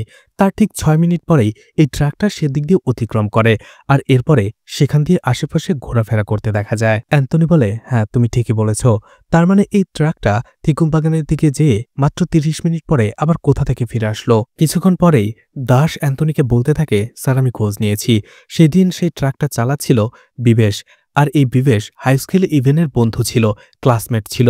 এছাড়া দাস এটাও কনফার্ম করেছে ইভেনের সেই সুইফট কার এবং সেই ট্রাকটা একটা জাংশন থেকে যাওয়ার পরে অন্য একটা জাংশনে যে আর পৌঁছায়নি। অ্যান্টনি বলে তার মানে এই দুইটা জাংশনের কোনো একটা মাঝামাঝি জায়গায় তাদের এই গাড়ি দুটো হাইড আউট করে রাখা হয়েছে, তাই তো? দাস বলে হ্যাঁ স্যার, বা এমনও হতে পারে যে তারা গাড়িতে বদল করে ফেলেছে, ইভেন সেই সুইফট কার রেখে সেই ট্রাকে গেছে, আর বিবেশ সেই ট্রাকটা রেখে সুইফট কারে ফিরে এসেছে। এরপরে সেই গোডাউনে এসে দাস সেই বিবেশকে জিজ্ঞাসাবাদ করে যে গত বৃহস্পতিবার রাত 11:45 আপনি তো এই ট্রাকটা চালাচ্ছিলেন, তাই না? আপনি কোথায় গিয়েছিলেন? বিবেশ বলে, আসলে আমার ছোট্ট একটা কাজ ছিল, ছোট্ট একটা ইকুইপমেন্ট কেনা ছিল, সেটার জন্য গিয়েছিলাম। সেই রাতে ট্রাক নিয়ে যাওয়ার পরে আপনি কখন ফিরে এসেছিলেন? বিবেশ বলে, 12টা থেকে 12:30-এর মধ্যে, আর আমি আমার বাড়ির ওইদিকে গিয়েছিলাম। তখনই দাস তার মিথ্যাটা ধরে ফেলে আর বলে, তুমি তোমার বাড়ির রোডে যাওনি, তোমার ফোন সিগন্যাল সেখানেই ছিল, কিন্তু গাড়িটা সেখানে ছিল না, সিসিটিভি ফুটেজে আমরা দেখেছি। তখনই বিবেশ সত্যি বলতে শুরু করে দাসের হুমকিতে। বিবেশ বলে, স্যার, এই গোডাউন থেকে যেসব জিনিসপত্র বেঁচে যায় সেগুলো আমি অবৈধভাবে বিক্রি করে দেই, আর এগুলো আমি বেশিরভাগ সময় রাতে করি, আর এই জন্য আমি ভয় পেয়ে গিয়েছিলাম। এছাড়া ম্যানেজার প্রবীণ আমাকে বলেছিল এইসব বিষয় নিয়ে ইনকোয়ারি হতে পারে, এই জন্যই আমি মিথ্যে বলেছি স্যার। আসলে স্যার, গত বৃহস্পতিবার রাতে আমি ট্রাকটা চালাচ্ছিলাম না, প্রবীণ স্যার নিজেই ট্রাকটা নিয়ে বের হয়েছিল। দাস জিজ্ঞেস করে, প্রবীণ কোথায়? বিবেশ বলে, স্যার, সে আজ আর কাল দুদিনের ছুটিতে রয়েছে, আর আমি জানি না সে এখন কোথায়। দাস বলে, ইভেন তো তোমার বন্ধু, তাই না? তোমার সাথে যোগাযোগ হয়? বিবেশ বলে, হ্যাঁ স্যার, আমি ইভেনকে চিনি, কিন্তু আমার সাথে তেমন যোগাযোগ হয় না, খুব কম হয়। দাস জিজ্ঞেস করে, ইভেন কি প্রবীণকে জানতো? বিবেশ বলে, হ্যাঁ, আমার মাধ্যমে প্রবীণের সাথে ইভেনের যোগাযোগ হয়েছিল। এরপরে অ্যান্টনিকে দেখা যায় স্যামুয়েলের সেই রাবার বাগানে গিয়েছিল। সে এমন একটা জায়গায় দাঁড়িয়ে থাকে যেখান থেকে পুরো রাবার বাগানটা দেখা যায়। এছাড়া পুলিশ সার্চ করে সেখানে সেই ট্রাক এবং কারের টায়ার মার্কও খুঁজে পায়। অর্থাৎ সেই রাতে ইভেনের সুইফট কার এবং সেই ট্রাকটা এই রাবার বাগানে এসেছিল। তখন অ্যান্টনি নিশ্চিত হয়ে যায় ফ্রান্সিসের মিসিং হওয়ার পেছনে ইভেনের অবশ্যই হাত রয়েছে, আর সেই রাতে ইভেন অবশ্যই ফ্রান্সিসের সাথে দেখা করেছিল। তখন ইদিকোলা কল করে অ্যান্টনিকে আর বলে, আমাদের সন্দেহই সত্যি, ইভেন গাড়ি চেঞ্জ করেছিল, আর সেই যে গাড়িটা নিয়ে গিয়েছিল সেটা জেমস কুট্টির, যার বেকারির বিজনেস রয়েছে, আর এই জেমস কুট্টি প্রবীণের বন্ধু। এছাড়া সেই ম্যারি মার্থা গোডাউনের ট্রাক এবং ইভেনের সুইফট কার দুটোই এই জেমস কুট্টির বাড়ির সামনে রয়েছে। সেই জেমস কুট্টির মতে প্রবীণ তার সাথে সে কথা বলে গাড়ি নিয়ে গেছে, সে ইভেনকে দেখেনি। প্রবীণ তাকে বলেছে সে আর ইভেন গাড়িটা নিয়ে যাচ্ছে। অ্যান্টনি বলে, এই ইভেনকে আমি যতটা সহজ সরল ভেবেছিলাম তার থেকে অনেক বেশি স্মার্ট সে। ঠিক আছে, জেমস কুট্টিকে তুমি থানায় নিয়ে আসো। জেমস কুট্টিকে থানায় নিয়ে আসা হয় এবং জিজ্ঞাসা করা হয় যে প্রবীণ এবং ইভেন কোথায় গেছে। জেমস কুট্টি বলে, তুটুকুমে, সেখানে প্রবীণের বন্ধুর একটা গোডাউন আছে, সে আমাকে বলেছে তারা সেখানেই যাবে। অ্যান্টনি তাকে জিজ্ঞেস করে, প্রবীণের সাথে তোমার সম্পর্ক কি করে, পরিচয় হলো কি করে? জেমস কুট্টি বলে, ম্যারি মার্থা কনস্ট্রাকশন আমার বাড়ি বানিয়ে দিয়েছিল, আর আমার তাদের কাজ ভালো লেগেছিল, আর এই জন্য এর পরে থেকে আমি তাদের কনস্ট্রাকশন কোম্পানিকে অনেক কাজ দিয়েছি, আর প্রবীণ সেসব কাজ থেকে আমাকে প্রফিট দিত। অ্যান্টনি জিজ্ঞেস করে, প্রবীণ এবং ইভেন যেখানে গেছে সেটা এখান থেকে কত দূরে? জেমস কুট্টি বলে, 33 কিলোমিটার। তখনই দাস এবং তার টিম চলে যায় সেই জায়গায়। সেখানে যাওয়ার পরে সেখানের গোডাউনের লোকেদের সাথে তারা কথা বলে। দাস অ্যান্টনিকে জানায়, এখানকার লোকদের সাথে কথা বলে জানতে পেরেছি প্রবীণ আজকে সকালে এখানে এসেছিল, আর সেই সব স্টাফদের মধ্যে একজন দেখেছে প্রবীণ এখানকারই একটা লজে উঠেছে। অ্যান্টনি বলে, যে করেই হোক ওকে ধরতে হবে। লজেরই একটা রুমে প্রবীণকে পুলিশ পায় এবং জিজ্ঞেস করে ইভেন কোথায়। প্রবীণ তখন বলে, পাশের রুমেই।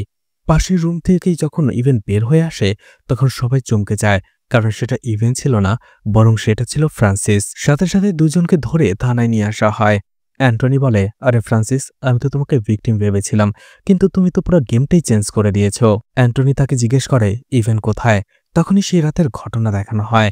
সেই রাতে যখনই ফ্রান্সিস সেই রাবার বাগান দিয়ে তার বাসায় আসছিল, ঠিক তখনই কেউ তার উপরে হামলা করে বসে। ফ্রান্সিস চিৎকার করে ওঠে।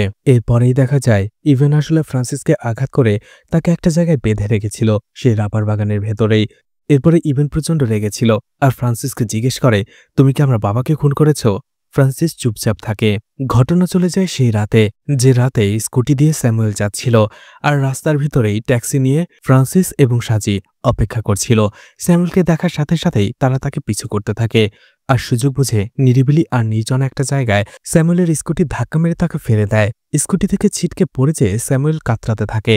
তখনই একটা রড নিয়ে বের হয়ে আসে ফ্রান্সিস। স্যামুয়েল যখন ফ্রান্সিসকে দেখতে পায় সে প্রচণ্ড রেগে তাকে গালি দেয়। ঠিক ওই সময়টাতে ফ্রান্সিস রডটা তুলে আঘাত করতেই যাবে, কিন্তু তার হাতে আগে থেকেই ব্যথা ছিল, যার ফলে সেই রডটা তুলতে যেয়ে হাতে আরও বেশি ব্যথা পায়। আর এই সময় স্যামুয়েল হাসতে থাকে আর বলে, তুমি আমাকে মারতে পারবে না। তখনই ফ্রান্সিস সাজিকে ডাকে। তখনই সাজি সেখানে এসে সেই রডটা তোলে আর স্যামুয়েলের মাথা থেকে হেলমেটটা খুলে তার মাথায় আঘাত করতে থাকে। একের পর এক আঘাত করে স্যামুয়েলকে সেখানেই নৃশংসভাবে খুন করে সাজি। আর আসার সময় সেখান থেকে তার গলা থেকে চেনটাও নিয়ে আসে। আর অবশেষে তারা সেখান থেকে ট্যাক্সি নিয়ে চলে আসে। কিন্তু ফ্রান্সিস তার হাতের ব্যথা কোনোভাবেই সহ্য করতে পারছিল না। অন্যদিকে সাজিকে সে বলছিল তাড়াতাড়ি যে কোনো একটা হসপিটালে নিয়ে যেতে। ড্রাইভিং সিটে বসে সাজি তার সাথে কথা বলছিল, আর এর ফলে সে ড্রাইভিং থেকে মনোযোগ হারিয়ে সেই কাপলদের গাড়িতে সাইডে একটা ধাক্কা লেগে যায়। অ্যান্টনি ফ্রান্সিসকে জিজ্ঞেস করে, তুমি এস্থারের ফোন কি করে পেলে? ঘটনা আবারও ফ্ল্যাশব্যাকে চলে যায়। আসলে যখন অ্যাডভোকেট জয়প্রকাশের সাথে কথা বলে স্যামুয়েল জানতে পারে মোবাইলের ভিতরে অ্যাপ্লিকেশন ইনস্টল করলে সে সবকিছু সে জানতে পারবে, ঠিক তখনই এস্থারের কাছে মোবাইলটা নিয়ে সে মোবাইলটা দিয়েছিল ফ্রান্সিসকে এবং বলেছিল মোবাইল শপে যেয়ে অ্যাপ্লিকেশন ইনস্টল করে আনতে। আর এরপরেই ঘটনার দিন রাতে ফ্রান্সিস এস্থারের মোবাইল দিয়ে স্যামুয়েলকে কল করতে বলে সাজিকে। সাজি মোবাইলে কল দিয়ে বলে, আমি মোবাইলের দোকান থেকে বলছি। ফ্রান্সিস দিয়ে গিয়েছিল আপনার মোবাইলে কিছু কাজ করাতে, সব কাজ শেষ। ফ্রান্সিস নাকি শহরের বাইরে গেছে, আপনি এসে মোবাইলটা নিয়ে যান। আসলে আমার দোকান 2 থেকে 3 দিনের জন্য বন্ধ হয়ে যাবে। তখনই স্যামুয়েল বলেছিল, ঠিক আছে, 30 মিনিটের মধ্যেই আমি আসছি। আর এভাবেই নিরিবিলি ওই রাস্তাটাতে স্যামুয়েলকে ডেকে নিয়ে যায় ফ্রান্সিস এবং সাজি। অ্যান্টনি ফ্রান্সিসকে জিজ্ঞেস করে, স্যামুয়েলকে তুমি কেন খুন করলে? শুধুমাত্র সেই লোন ফ্রড ধরা পড়ে যাওয়ার ভয়ে, নাকি এর আগেও কোনো কাহিনী রয়েছে? ফ্রান্সিস তখন বলতে শুরু করে, ঘটনাটা শুরু হয়েছিল 18 মাস আগে। ফ্রান্সিস স্যামুয়েলকে সবকিছু খুলে বলে যে তার বাচ্চা হওয়ার জন্য চিকিৎসা করাতে হবে, যেটা খরচ একটু বেশি, আর সেই টাকাটা যেন স্যামুয়েল দেয়। কিন্তু স্যামুয়েল তাকে টাকা দেওয়ার পরিবর্তে ওটারও খারাপ খারাপ কথা বলে, এমনকি তার স্ত্রীকে নিয়েও কথা বলে। আর এতে ফ্রান্সিস প্রচণ্ড রেগে যায়। স্যামুয়েল তাকে বলে, তুমি কি ভেবেছ মদ খাওয়ানোর পরে আমি তোমাকে টাকা দিয়ে দেব? এভাবে আরও তাকে অপমান করে। রাগে কষ্টের দুঃখে ফ্রান্সিস সেখান থেকে চলে আসে। সেখান থেকে আসার সময় ইভেন তাকে ডেকে নেয় আর বলে, তুমি আমার বাবার কাছ থেকে টাকা নিতে চাইছো? ফ্রান্সিস বলে, তুমি আমাকে ভুল বুঝো না, আমার টাকাটা খুবই প্রয়োজন। ইভেন বলে, সে আমাকেই টাকা দেয় না, আর তুমি কি ভেবেছ তোমাকে টাকা দেবে? আসলে আমারও টাকার দরকার। এক কাজ করো, বাবার কাছ থেকে টাকা নেওয়ার জন্য যে কোনো একটা পথ খুঁজে বের করো, আমি তোমার সাথে আছি। আর এরপরে ফ্রান্সিসের কথা হয় শরতের সাথে। শরৎ সেই লোনের ব্যাপারটা তাকে বলে, আর এরপরেই সে ইভেনের সাথে কথা বলে স্যামুয়েলের সেই রাবার বাগানের ডকুমেন্টস, তাদের আধার কার্ড, প্যান কার্ড, এমনকি নকল সিগনেচারও ইভেন সবকিছু জোগাড় করে দেয় তাকে। ফ্রান্সিস বলে, ইভেন আমাকে বলেছিল সেই লোনের টাকা থেকে, অর্থাৎ 21 লাখ টাকা থেকে আমাকে 2 লাখ টাকা দেবে, কিন্তু সেও আমার সাথে গাদ্দারি করে। লোনের টাকা পাওয়ার পরে সে আমাকে মাত্র 1 লাখ টাকা দেয়। আমি যখন তার কাছে বাকি টাকা চাই, সে বলে এই 21 লাখ টাকা থেকে সবাইকে আমাকে টাকা বন্টন করতে হয়েছে, এটা আমার বাপের সম্পত্তি, দানখানা নয় যে সবাইকে আমি টাকা বিলিয়ে দেব। তোমার যদি এই কটা টাকা নিতে হয় নাও, না হলে এখান থেকে চলে যাও। ফ্রান্সিস বলে, কিন্তু ওই টাকাটা চিকিৎসার জন্য কম হয়ে গিয়েছিল। আর তখনই আমার ম্যারি মার্থা একটি কোম্পানি এবং প্রবীণের সাথে পরিচয় হয়। প্রবীণও একটা লোন নিয়েছিল, কিন্তু তারও এমন অবস্থা ছিল যে সে লোনটা ফেরত দিতে পারছিল না। আর সেই লোনের জন্য প্রবীণ আগেই ব্যাংকে তার বাড়িঘর এবং সম্পত্তির কাগজ জমা রেখেছিল। ফ্রান্সিস তখন ইভেনের মতো প্রবীণকেও বুদ্ধি দেয় নিউ লোন নেওয়ার জন্য, আর তার জন্য একটা প্রপার্টি দেওয়ার জন্য। কিন্তু তার প্রপার্টির কাগজ তো আগেই ব্যাংকে ছিল। তখনই প্রবীণ যেহেতু ম্যারি মার্থা একটি কোম্পানির ইনচার্জ ছিল এবং কিছুদিনের জন্য সেই কোম্পানির মালিক বাইরে গিয়েছিল, তখন আমি তাকে বুদ্ধিটা দেই যে এই কোম্পানির পেপার দিয়ে লোন নেওয়ার জন্য। কিন্তু আমি যে এর মধ্যে ইনভলভ রয়েছি সেটা যেন শরৎ জানতে না পারে। আমি প্রবীণকে শরতের সাথে যোগাযোগ করিয়ে দেই এবং সেই লোন থেকে কমিশন নেই। আর সেই লোন থেকে আমরা 12 লাখ টাকা পাই, যার মধ্যে 8 লাখ টাকা প্রবীণ নেয়, 4 লাখ টাকা আমি নেই। ফ্রান্সিস বলে, এরপরে যা যা হয়েছে সেই সবকিছুর জন্য দায়ী আমি। প্রবীণ নির্দোষ, সে শুধু আমাকে সাহায্য করেছে। অ্যান্টনি জিজ্ঞেস করে, ইভেনের কি হয়েছে? ফ্রান্সিস বলে, যখন আমি আর প্রবীণ লোন নেই, প্রবীণ আমাকে একটাই শর্ত দিয়েছিল, প্রত্যেক মাসে ইএমআইয়ের টাকা পরিশোধ করতে হবে ঠিকঠাকভাবে। আমিও বলেছিলাম করব। অ্যান্টনি জিজ্ঞেস করে, তুমি এত টাকা প্রত্যেক মাসে কি করে পেলে? ফ্রান্সিস বলে, আসলে ইভেন যখন ইউকেতে চলে যায় তখন প্রত্যেক মাসে সেই লোনের ইএমআই ভরার জন্য আমার কাছে টাকা পাঠাতো, কিন্তু আমি সেই টাকা ইভেনের লোনের জন্য না দিয়ে প্রবীণের লোনের জন্য দিয়ে দিতাম। সেই রাতে ইভেন যখন ফ্রান্সিসকে ধরে নিয়ে গিয়েছিল, সে বলছিল, তুমি কি ভেবেছ তুমি আমার পেছনে আমার টাকা মেরে যাবে আর আমি জানবো না? শরৎ আমাকে ব্যাংক থেকে কল করেছিল, আমি যে তোমাকে ইএমআইয়ের জন্য টাকা পাঠাই, তুমি সেটা কেন দাওনি? আর শরৎ যাতে আমার সাথে যোগাযোগ করতে না পারে এই জন্য সেই ডকুমেন্টসগুলোতে তুমি আমার নাম্বারও দাওনি, তাই না? তাতে কি, এখনকার সোশ্যাল মিডিয়ার যুগে একজন মানুষকে খুঁজে বের করা কি খুবই কঠিন? তুমি হয়তো ভুলে গেছো আমার ইএমআইয়ের টাকাগুলো যেহেতু আটকে গিয়েছিল, শরৎ আমাকে হুমকি দিচ্ছিল সে টাকা দেওয়ার জন্য। অবশেষে আমি তাকে ইউকেতে যাওয়ার জন্য অফার দিয়েছিলাম। অবশেষে শরৎ মেনে গিয়েছিল যে আমার ইএমআই টাকাগুলো পরিশোধ করতে হবে না, সে কোনোভাবে এটা ম্যানেজ করে নেবে। ইভেন বলে, আমি তোমাকে বিশ্বাস করেছিলাম, আমার বাবা তোমাকে সাহায্য করেছে, বিশ্বাস করেছিল। তুমি যখন তোমার স্ত্রীকে নিয়ে 12 বছর পরে এখানে এসেছিলে, আমার বাবাকে তোমাকে সাহায্য করেনি, তোমাকে টাকা দেয়নি, কিন্তু তুমি আমার বাবাকে মেরে ফেলেছ। এই বলে তার গলায় ফাঁস দিয়ে তাকে মেরে ফেলার চেষ্টা করে, কিন্তু ফ্রান্সিস কোনোভাবেই নিজেকে ছাড়াতে পারছিল না। অবশেষে ফ্রান্সিস নিজেকে বাঁচানোর জন্য ইভেনের গোপনাঙ্গ চেপে ধরে, আর এতে করে ইভেন প্রচণ্ড ব্যথায় কাঁপতে ওঠে। আর একটা সময় রেগে গিয়ে ফ্রান্সিস সেখানে থাকা একটা ইট দিয়ে ইভেনের মাথা থেতলে তাকে মেরে ফেলে। যখন ফ্রান্সিস নর্মাল হয় তখন সে ভয় পেয়ে যায়, কাঁদতে থাকে। সেটা কি করে ফেললো, আরও একটা খুন করে ফেললো, এখন তার কি হবে? ফ্রান্সিস ইভেনের লাশটা তার হাতের ব্যথার কারণে টেনে সরাতে পর্যন্ত পারছিল না। ফ্রান্সিস বুঝতে পেরেছিল এই লাশটা সে কোনোভাবেই একা কোথাও নিতে পারবে না। এই জন্য ইভেনের গাড়ির চাবিটা নিয়ে সে সেখান থেকে চলে আসে। প্রবীণের কাছে এসে সে বলে সে পরিস্থিতির শিকার হয়ে ইভেনকে খুন করেছে, এখন তার বডিটা সে একা সরাতে পারছে না, অবশ্যই প্রবীণকে তাকে সাহায্য করতে হবে। ফ্রান্সিস প্রবীণকে বলে, তোমার গোডাউনে গাড়ির পার্টস যেখানে পোড়ানো হয় সেখানে কি ইভেনের বডিটা পোড়ানো যাবে? প্রবীণ বলে, আমাদের গোডাউনে করা যাবে না। প্রবীণ তখন বলে, থুটুকামে আমার চেনা একটা জায়গা রয়েছে, আমাদের সেখানে যেতে হবে, সেখানে সজীব নামের একটা লোক আমাদের সাহায্য করবে। অ্যান্টনি বলে, তার মানে প্রবীণের বাসা থেকে ইভেনের কারটা নিয়ে তোমরা চলে যাও গোডাউনে, আর সেই গোডাউন থেকে প্রবীণকে দিয়ে তার ট্রাকটা নাও, আর সেই ট্রাকটা রাবার বাগানে নিয়ে ইভেনের বডিটা সেই ট্রাকের ভেতরে নিয়ে তোমরা চলে যাও জেমস কুট্টির বাসায়, আর সেখানে ইভেনের গাড়ি এবং গোডাউনের ট্রাকটা রেখে জেমস কুট্টির পিকআপ ভ্যান আর ডেড বডিটা নিয়ে তোমরা চলে যাও টুটুকামের গোডাউনে, তাই তো? ফ্রান্সিস বলে, হ্যাঁ। অ্যান্টনি বলে, খুবই ভালো প্ল্যান করেছিলে, কিন্তু তোমার একটু ভুল হয়ে গেছে, ভাগ্য তোমাদের সাথে ছিল না। সাজি যদি সেই চেনটা না নিত, আর সাজি যদি সেই কাপলের গাড়ির সাথে অ্যাক্সিডেন্ট না করতো, তাহলে হয়তো তোমাকে ধরাই যেত না। দেখা যায় তারা ইভেনের বডি নিয়ে টুটুকামে সেই গোডাউনে চলে গিয়েছিল এবং সজীবকে দিয়েছিল সেই লাশটা পোড়ানোর জন্য। সেখানে একটা আয়রনের বক্সের ভেতরে ইভেনের বডিটা রেখে সেটা পোড়ানো হয়। টিম চলে যায় থুতুকামের সেই গোডাউনে, আর সেখান থেকে ইভেনের দেহাবশেষ উদ্ধার করে। এরপরে কেসটা কোর্টে চলে আসে। জজ রায় দেয় এই কেসের সাথে যারা যারা জড়িত, অর্থাৎ পাপ্পান, শরৎ, কোঅপারেটিভ ব্যাংকের ম্যানেজার এবং যারা যারা বোর্ড মেম্বার ছিল, তাদের সবাইকে শাস্তি পেতে হবে, লোনের টাকা পরিশোধ করতে হবে যেগুলো তারা ঋণ খেলাপি করেছিল। এছাড়া প্রবীণ, ফ্রান্সিস এবং সজীবকেও শাস্তি দেয়। এছাড়া খুনের রহস্যভেদ এবং স্ক্যামের পর্দা ফাঁস করার জন্য প্রশংসায় ভাসে পুলিশ অফিসার অ্যান্টনি এবং তাকে প্রমোশনও দেওয়া হয়। এর কয়েকদিন পরের ঘটনা দেখানো হয়, যেখানে আর্যবর্তম পুলিশ স্টেশনে আবারও একটা কল আসে, আর এরপরেই দেখা যায় অ্যান্টনি এবং তার টিম আবারও সেই কেসটা নিয়ে ইনভেস্টিগেশন করার জন্য যাচ্ছিল। আর এ থেকেই বোঝা যায় এই ওয়েব সিরিজের দ্বিতীয় পর্ব আসবে, যেখানে অ্যান্টনি এবং তার টিম আরও একটি ভয়ঙ্কর কেস সমাধান করবে। আর ওয়েব সিরিজটি এখানেই শেষ হয়ে যায়। তো এই ওয়েব সিরিজটি আপনাদের কেমন লেগেছে কমেন্ট করে জানাতে পারেন, আর মুভিটা ভালো লাগলে লাইক, কমেন্ট, শেয়ার করে পাশে থাকতে পারেন। তো আজকের মতো বিদায় নিচ্ছি, আবারও দেখা হবে নতুন কোনো মুভি বা ওয়েব সিরিজ নিয়ে। ততক্ষণ পর্যন্ত ভালো আর সুস্থ থাকবেন সবাই। আজকের মতো বিদায় নিচ্ছি, আল্লাহ হাফেজ।